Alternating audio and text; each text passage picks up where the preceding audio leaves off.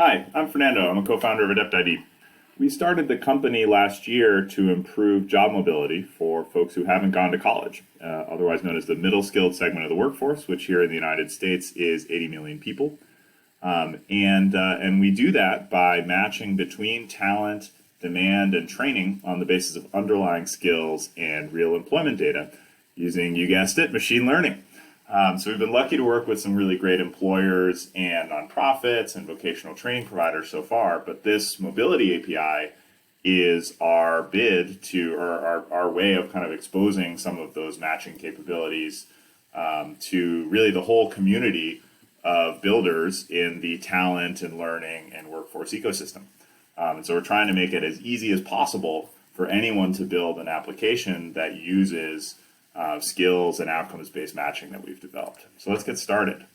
How do we really think about matching, right? So by just ingesting a little bit of information on what an individual did before, on what a past occupation was, we infer a whole lot about the skills that they might have picked up while they were doing that. And at this point, this is a list of kind of 30 to 40,000 skills that we're referencing, and that allows us to say, hey, this person isn't just their job title; they actually have all of these abilities and capabilities that they can apply to other sorts of jobs, and then that's kind of the basis on which we try to think about what else someone could do. And then the same thing works in reverse, right? So if you're looking to fill a role, instead of just looking at people who've done that role before, you're actually looking for people who have the skills that are relevant for it.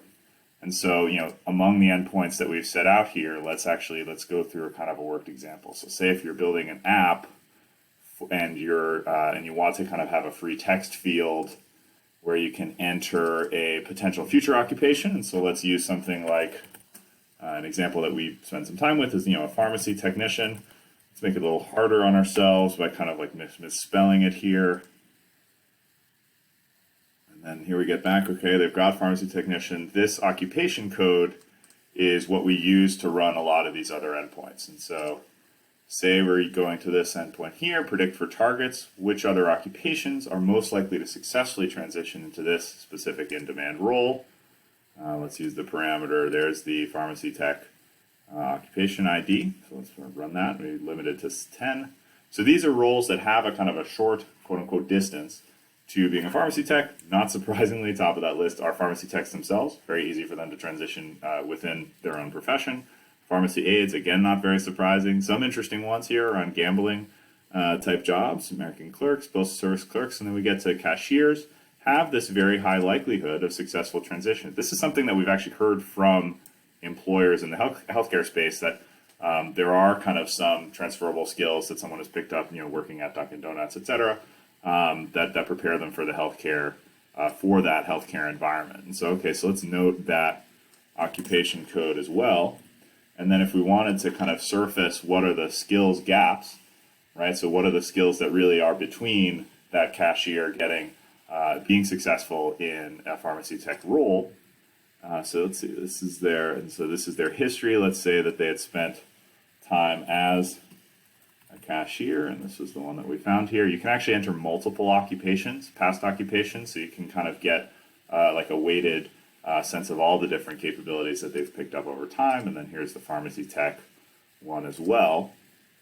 And then here we go. So this is a list of skills, the incremental skills that the individual would need in order to be successful. Not surprisingly, these are a lot of the kind of the healthcare specific ones associated with that job. What you don't see here are things like customer service, attention to detail, et cetera, those soft skills, which are part of the skills taxonomy, but the beauty is we've already identified that they have those because of some of their cashier work.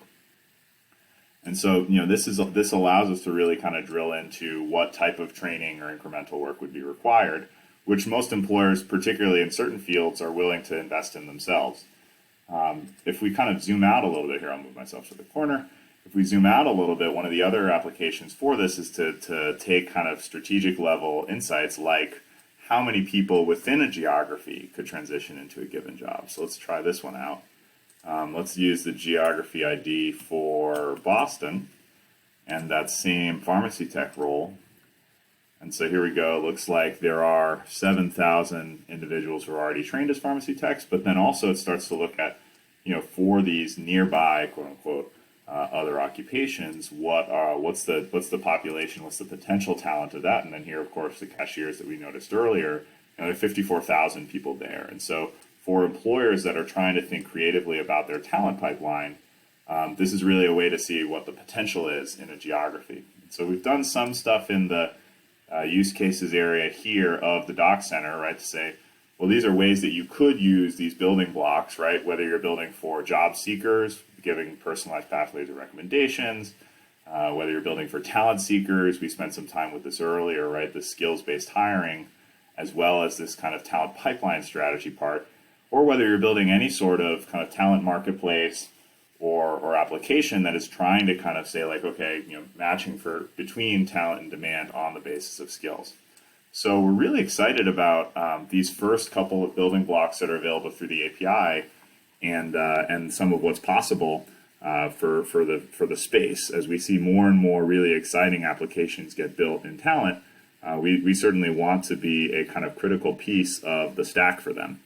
And obviously we're going to get there with great collaboration from folks like yourself. So please reach out if you have any questions, and we look forward to working with you. Bye-bye.